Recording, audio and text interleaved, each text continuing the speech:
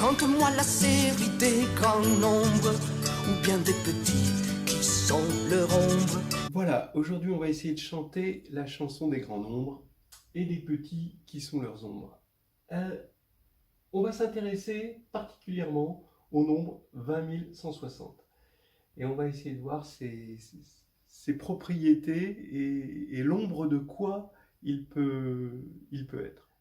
Les petits nombres sont souvent sujets à des coïncidences numériques. Bon, prenons le nombre 6. Si on regarde 6, quand c'est ce qu'on rencontre 6, on le rencontre dans factoriel 3. Et puisqu'on est parti sur factoriel 3, qui est l'ordre du groupe S3, du groupe de permutation, on peut aussi remarquer qu'il est de la forme 2 au carré moins 1, facteur de 2 au carré moins 2. Oui, ça marche, parce que ça fait 3 fois 2, encore une fois. Et là, ça devient l'ordre de GL2 de F2. Alors d'abord, qu'est-ce que c'est F2? Donc c'est Z sur 2Z. GL2, c'est le groupe linéaire du plan sur F2. Et effectivement, GL2 est en bijection avec le nombre de bases. Et le nombre de bases, il faut prendre dans le plan, donc il y a 4 éléments, vous avez 4 éléments, moins 1, parce qu'il ne faut pas prendre le vecteur nul. Et puis ensuite, on complète par un vecteur qui n'est pas sur la droite, mais la droite est de cardinal 2, puisque on est sur F2. Et donc, voilà, le nombre de bases, ça y est, on a achevé, on a notre nombre de bases. Bon, de toute façon, c'est une formule connue du nombre de bases, et donc du cardinal de GL2 de F2. Bon, et bien, en fait, ces petits nombres vont être l'ombre d'un isomorphisme. Et en fait, on se rend compte, par exemple, que GL2 de F2 va agir sur 3 droites, puisqu'il va y avoir 3 droites dans le plan de 2 éléments, d'accord? Il va y avoir 3 droites dans le plan sur F2, que je dessine ici, c'est le plan, et des droites vectorielles, et on a 3, les voici. Et donc, bon, après, il faut montrer qu'on a un isomorphisme. Mais déjà, avec une action de groupe, on a déjà un morphisme vers S3, puisqu'il y a 3 droites. Voilà donc une toute petite histoire, mais c'est juste parce que ça va être le modèle du reste. Ensuite, quand les nombres deviennent très grands, comme 20 160, s'il y a une coïncidence numérique, donc une chose un peu comme ça, on peut se dire que c'est presque sûr, la probabilité pour que ce soit juste une coïncidence est quand même assez rare. C'est Mackay qui avait remarqué que le nombre 196 884 était un nombre extraordinaire de coïncidence, parce que à la fois il apparaît comme premier terme significatif du développement d'une certaine fonction j d'une variable tau en q égale exponentielle de i pi tau, où j c'est ce qu'on appelle l'invariant modulaire, c'est-à-dire l'invariant de l'action de PSL2 de z, c'est-à-dire le groupe modulaire, sur le demi-plan de Poincaré. Voilà, c'est une fonction invariante très célèbre. Et dans un certain développement de J de tau, en Q, développement asymptotique, on va tomber sur ce nombre-là. Et il se trouve qu'il y avait un groupe simple qui a été découvert au XXe siècle, qui s'appelle le monstre, dont la première représentation irréductible est de degré 196 883. Alors vous allez me dire qu'il y a 1 entre les deux, donc ce n'est pas tout à fait une coïncidence. Oui, mais il y a aussi une autre représentation, étant donné que le groupe est simple, elle est unique d'ailleurs, et bien ici, qui est de degré 1, c'est la représentation triviale. Donc ça nous fait une magnifique coïncidence numérique qui a été expliquée par la suite par Richard Borcherds, avec ce qu'il a appelé le moonshine, c'est-à-dire cette espèce de confusion qu'il peut y avoir entre les choses. Et il a introduit les algèbres vortex pour faire le lien entre les deux. Ça lui a valu la médaille Fields en 92. Là, on ne parlera pas de ça. Mais en revanche, on va parler de 20160. Ça ne vous vaudra pas la médaille Fields, mais 20160, ça peut vous valoir la Gregg si vous le placez bien en développement. Alors, ici, quelles sont les coïncidences numériques? Eh bien, factoriel 8, c'est 40 320, c'est-à-dire que ça, 20160, c'est factoriel 8 sur 2. Eh bien oui, c'est un groupe, et un groupe simple. Un groupe simple, hein, je vous rappelle, c'est un groupe qui n'a pas de sous-groupe distingué, à part juste l'élément neutre et lui-même. Donc pas de sous-groupe distingué non trivial. Alors maintenant, regardez, on a, d'accord, quelque chose comme ça. Maintenant, on va avoir quelque chose comme ça aussi, parce que 20160, vérifiez-le, ça fait 2 puissance 4 moins 1, facteur de 2 puissance 4 moins 2, facteur de 2 puissance 4 moins 2 au carré, facteur de 2 puissance 4 moins 2 au cube. C'est-à-dire, c'est le cardinal de GL4 de F2.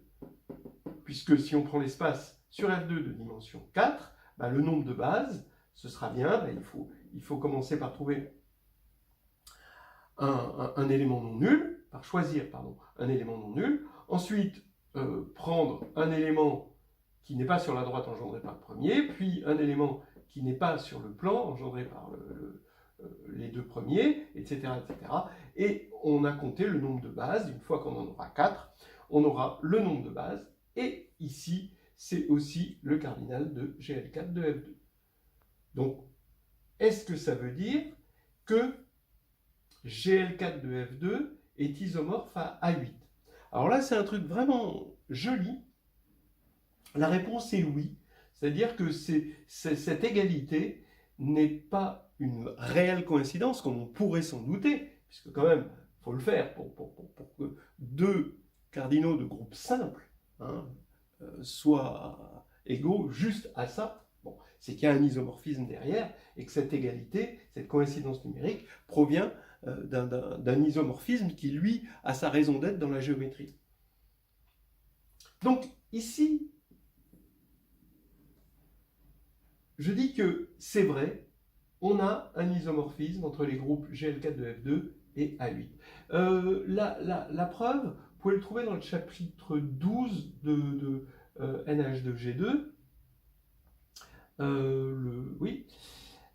tome 2. Ça part d'une quadrique sur F2, somme de xi, xj pour i et j compris entre 1 et 8, sur lequel le groupe A8 ou S8 même, mais donc A8 en particulier, va agir. Et on peut regarder ensuite cette quadrique dans un sous-espace quotienté de F2 puissance 8.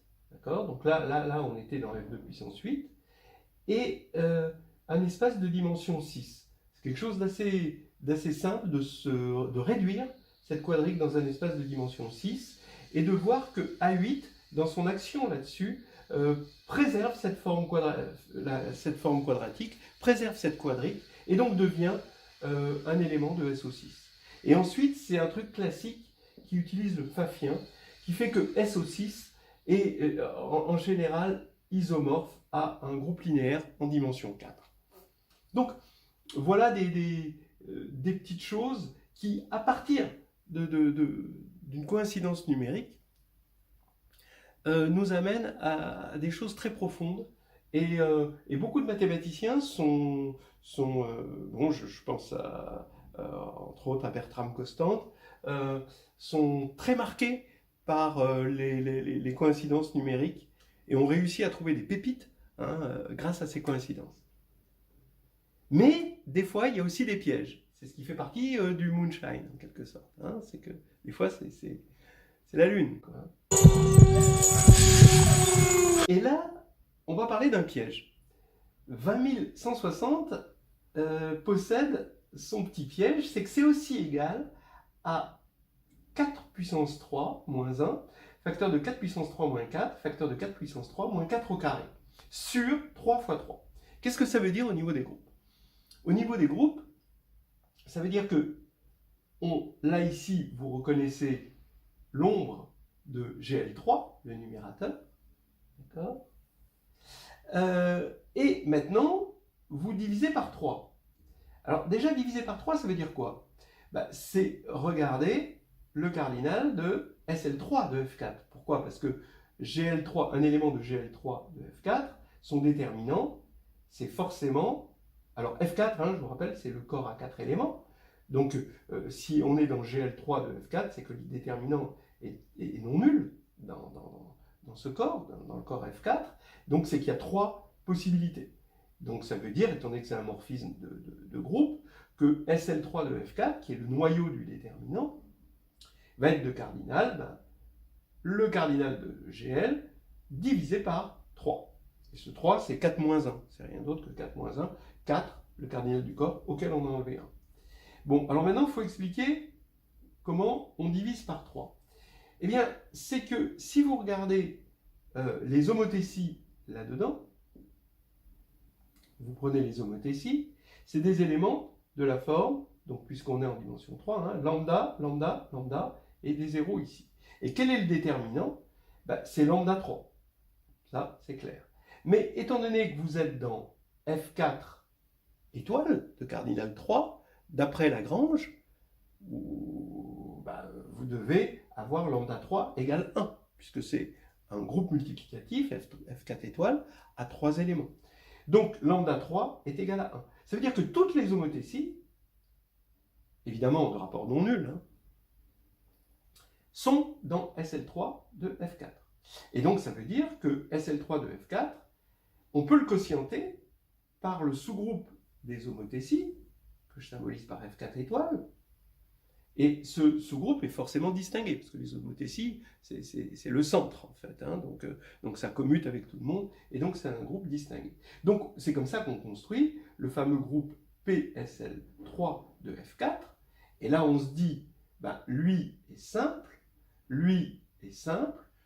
Alors pourquoi PSL3 de F4 est simple? En général, sauf exception, P de SLN de FQ est toujours simple. Et ça, bon, il y a des preuves plus ou moins élégantes. On donne une preuve assez élégante dans NH2G2, le chapitre 1, par une méthode due à Iwasawa, par action de groupe. Voilà. Donc, avec tous ces groupes simples, on se dit ils doivent être isomorphes et on peut commencer à chercher un isomorphisme par des méthodes géométriques comme on le fait ici, en utilisant des choses assez sophistiquées, et chercher un isomorphisme entre PSL3 de F4 et A8, ou avec GL4 de F2. Mais il se trouve qu'on n'aura pas d'isomorphisme. Et on peut montrer, en fait il n'est pas difficile de montrer, c'est plus facile de montrer qu'on n'a pas d'isomorphisme, donc on a des techniques qui prouvent que deux groupes, même simples ou non simples, ne sont pas isomorphes. Par exemple, en regardant le cardinal de leur classe de conjugaison, etc. Donc c'est ça qu'on va faire, et ça fait un joli développement de 15 minutes pour ceux qui veulent passer un oral d'agrég brillant. Donc en conclusion, on a une coïncidence numérique, c'est 20160 est extraordinaire parce qu'il est le cardinal de 3 groupes simples, a priori différents. En fait, les deux premiers sont isomorphes, donc là, il a joué son rôle, la coïncidence numérique a joué son rôle de révélateur, mais ici, ce groupe n'est pas isomorphe aux deux autres, d'accord? Et c'est ça qu'on va prouver facilement, en tout cas dans un développement de 15 minutes, sur ce qu'on va appeler un non-isomorphisme exceptionnel. Ça alors, j'ai jamais vu ça. Et nous souhaitons à tout le monde avec nos vœux sincères Un joyeux anniversaire. un joyeux anniversaire, Un joyeux anniversaire, mon cher. Donc, on est parti pour montrer que 20 160 est vraiment un nombre exceptionnel, parce que non seulement c'est le cardinal de deux groupes, ou l'ordre, hein, si on préfère, de deux groupes simples, mais en plus, ces deux groupes simples ne sont pas isomorphes. Voilà. Donc, c'est ce qu'on va appeler un non-isomorphisme exceptionnel, et montrons-le. Comment on va montrer qu'ils ne sont pas isomorphes? C'est assez classique, on va regarder les éléments d'ordre 2. On va compter les éléments d'ordre 2. Si ici, on n'a pas le même nombre d'éléments d'ordre 2 ici et ici, forcément, comme un élément d'ordre 2 par un isomorphisme s'envoie sur un élément d'ordre 2, c'est qu'il n'y aura pas d'isomorphisme, s'il n'y en a pas le même nombre. Mieux que ça, on va regarder les classes de conjugaison. Combien y a-t-il de classes de conjugaison d'éléments d'ordre 2 hein, quand deux éléments sont dans la même classe de conjugaison, hein, ils ont même ordre. Donc on peut parler de classes de conjugaison d'éléments d'ordre 2. En fait, on va voir qu'il y en a au moins deux. En fait, il y en a deux dans GL4 de F2. On peut se convaincre qu'il y en a au moins deux. Et ici, il y a une seule classe de conjugaison dans PSL3 de F4. Voilà. Alors, la preuve, juste, hein, ça demande quand même d'avoir un petit peu de familiarité avec les blocs de Jordan. Voilà, hein, c'est juste ça. Si vous connaissez les blocs de Jordan, alors c'est bon. Allons-y. Alors, on est dans GL4 de F2. Et on regarde un élément d'ordre 2. Ça veut dire qu'il est annulé par le polynôme x2 moins 1. D'accord? Mais attention, hein, ce n'est pas l'identité, parce que sinon il serait d'ordre 1. Voilà. Il suffit qu'il soit annulé par x2 moins 1 sans être annulé par x moins 1. Mais x2 moins 1, comme on est en caractéristique 2, c'est x moins 1 au carré, hein, développez le carré et vous en convaincrez, et a est d'ordre 2, si et seulement si a est égal à i4 plus n, avec n nilpotent. Regardez, vous allez prendre une matrice A d'ordre 2, ça veut dire donc que A2 moins 1 moins identité est nul, donc A moins identité au carré est nul, mais A moins identité, ça veut dire que c'est nilpotent.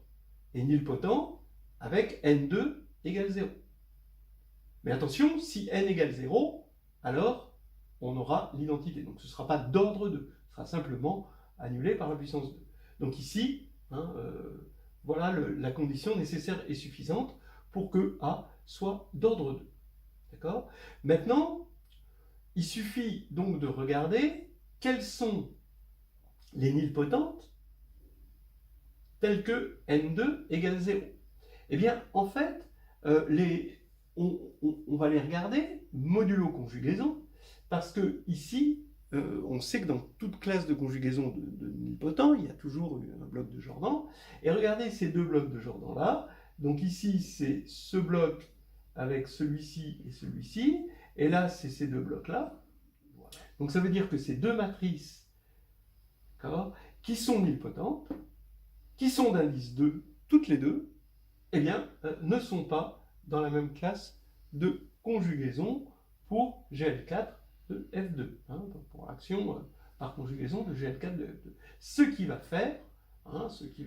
faire que forcément I4 plus N0, si j'appelle ça N0, et I4 plus N1, si j'appelle ça N1, ne sont pas dans la même classe de conjugaison, parce que si elles l'étaient, s'il y avait une matrice P qui les conjugue, il y aurait une matrice P qui conjugue N0 et N1, ce qui n'est pas d'après la théorie des matrices de genre. Donc on a trouvé au moins, en fait exactement, deux classes de conjugaison d'éléments d'ordre 2, hein, qui sont ici et ici. On est bien dans GL4 de F2, et ce sont deux classes de conjugaison distinctes. Voilà. Maintenant, un petit peu plus difficile, GL3 de F4. Alors en fait, à la fin, on va regarder les classes de conjugaison de PSL3 de F4, mais on va le faire en 3 temps. d'abord GL3 de F4, ensuite SL3 de F4, et ensuite PSL3 de F4, c'est-à-dire SL3 de F4 quotienté par les homothéties. Alors allons-y. D'abord GL3 de F4. Ben, on a X2, donc pareil, hein, on prend un élément d'ordre 2, c'est un élément, une matrice A, qui est annulée par X2-1. Comme F4 est un corps de caractéristique 2, ben, ça veut dire que c'est annulé par X-1 au carré. Donc on va prendre A égale I4 plus N, comme tout à l'heure, d'accord? Ça veut dire que ici, N, là, est nilpotente. D'accord? Donc voilà sa décomposition. Je ne l'ai pas dit tout à l'heure, mais en fait, j'en profite pour le dire maintenant. C'est sa décomposition de Dunford. Hein, on a tout de suite sa décomposition de Dunford.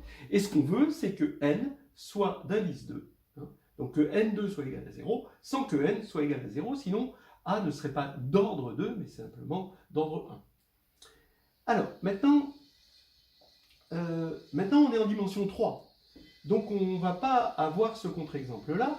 On n'a qu'une seule matrice ici, N. Ben, ça va être ici cette matrice-là, en 3-3. D'accord, qui va être d'indice 2. C'est-à-dire que quand on rajoute I4, ben, ça veut dire que A est forcément, d'après les réduites de Jordan, conjugué à ce bloc-là, 1, 0, 0, 1, 1, 0, 0, 0, 1. En fait, voilà un bloc de Jordan et voilà l'autre bloc de Jordan. C'est la seule réduite de Jordan possible pour cette situation-là. Donc, la seule classe de conjugaison. Donc là, il n'y a qu'une seule classe de conjugaison là-dedans. Mais en fait, on sait qu'une classe de conjugaison, quand on regarde dans un sous-groupe, ça peut exploser. Donc il faut faire attention. Et dans un quotient, il peut y avoir aussi des explosions. Donc il faut faire un petit peu attention. Et puis il peut y avoir des réunions, etc. Donc là, il faut faire attention. Donc maintenant, on va regarder dans SL3 de F4. Vous voyez que A, qui est dans GL3 de F4 et qui est d'ordre 2, est forcément conjugué à J, donc dans SL3 de F4. Donc ici, on a A forcément dans SL3 de F4, qui est conjugué ici à J, bien sûr, qui J est dans SL3 de F4, mais malheureusement, rien ne garantissait, d'après la théorie de Jordan, que P soit dans SL3 de F4. Donc P, a priori, est dans GL3 de F4. Donc un déterminant pas forcément égal à 1. En tout cas non nul. Donc j'introduis ici, pour P, la matrice de passage qui vérifie ça, la matrice Q, qui vaut P fois la matrice, ici je mets en diagonale 1, 1, et l'inverse du déterminant de P. Qui est non nul, hein, le déterminant de P, évidemment, puisque ça c'est dans GL3. Donc là, je vérifie évidemment que le déterminant de Q est égal à 1, d'accord? Puisque c'est déterminant de P fois déterminant de P puissance moins 1, donc ça fait 1. Bilan des courses. A et J sont dans SL3 de F4. Q est dans SL3 de F4. Bon, donc là tout va bien. Maintenant, c'est facile de voir que cette matrice, elle commute avec J. À cause de sa structure par bloc, hein, d'accord, qui respecte la structure par bloc. Donc ici, la structure par bloc ici va faire que ça va commuter, puisque chaque bloc commute. Donc ici, on va avoir par commutation que A est égal à Q, J, Q-1. Donc ça veut dire, au bilan, que quel que soit A d'ordre 2, dans SL3 de F4, il est conjugué à J dans SL3 de F4, c'est-à-dire par une matrice de SL3 de F4. Donc il n'y a qu'une seule classe de conjugaison d'éléments d'ordre 2 dans SL3 de F4. Voilà. Maintenant, on va regarder les choses dans le quotient. Donc on va prendre B, une matrice dans SL3 de F4, et B bar donc dans le quotient, ou si vous préférez, on part de B bar et on relève par B. Et on suppose que B bar est d'ordre 2. Et on va montrer qu'il n'y a qu'une seule classe de conjugaison en montrant que B bar est conjugué à J bar. Donc B bar est d'ordre 2. Ça veut dire que B bar 2 est égal à I3 3 bar, sans que B bar soit égal à I3, évidemment. Donc ça veut dire que B2 est égal à lambda I3. Je relève, hein. Ok? Ça veut dire que B2 hein, est égal à I3 modulo homothétie, hein, c'est ça hein, ce que ça veut dire.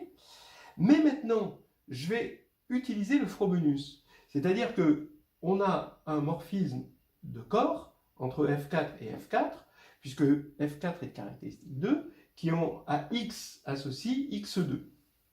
Ce qu'on appelle le morphisme de Frobenius. Donc, il commute à l'addition, ce qui n'est pas évident. Ça vient du fait que c'est vraiment de caractéristique 2. Et il commute à la multiplication. Ça, c'est ce qu'on sait depuis longtemps, que AB au carré, c'est A carré fois B au carré dès qu'on est en commutatif. Donc, ici, qu'est-ce que vous avez?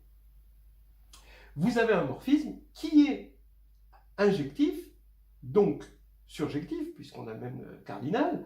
Pourquoi il est injectif? Parce que, comme c'est un morphisme pour l'addition, il suffit de regarder x2 égale l'élément neutre 0, ça implique que x égale 0. Donc le noyau est trivial, et comme le noyau est trivial, c'est injectif, donc surjectif. Donc maintenant, le Frobenius est un automorphisme de corps, ça c'est pour la plupart des gens, c'est bien connu. Donc ici, comme c'est surjectif, il existe un mu dans F4, et a priori, comme lambda est non nul, d'accord, ici, mu est non nul aussi, hein, d'accord, lambda est non nul, donc mu est non nul, et un mu tel que mu carré est égal à lambda, d'accord. Mu est non nul, hein, sinon son carré ce serait 0. Et donc, ici, le fait d'écrire b carré égale mu carré et i3, ça fait que mu moins 1 b, le tout carré, est égal à i3. Donc maintenant, ce mu moins 1b, d'accord, ce mu moins 1b, il est encore dans, alors b était dans SL3 de F4, évidemment, on l'a relevé dans SL3 de F4, mu 3 est égal à 1, forcément, d'accord, ça c'est d'après Lagrange, donc mu moins 1b est encore une fois dans SL3 de F4, et au carré, ça fait I3. D'accord. Est-ce que mu moins 1b est d'ordre 2? Il suffit de voir que mu moins 1b, ce n'est pas I3, mais si mu moins 1b était I3, ça voudrait dire que B bar serait égal à I3 bar. Or, B bar est d'ordre 2, et non, là, ce serait d'ordre 1. Donc, bref, mu moins 1b, finalement, est bien d'ordre 2 dans SL3, ce qui veut dire que c'est SL3 conjugué à J, donc mu moins 1b et SL3 conjugué à J, et donc, en mettant un bar là-dessus, ça veut dire que B bar est conjugué à J bar. Ce qui veut dire qu'il n'y a qu'une seule classe de conjugaison dans PSL3 de F4 pour des éléments d'ordre 2. Et ça interdit tout isomorphisme entre ces deux groupes. Voilà. Joyeux non-anniversaire à moi. À qui? À moi. À vous? Un joyeux non-anniversaire à vous. À moi? Mais oui.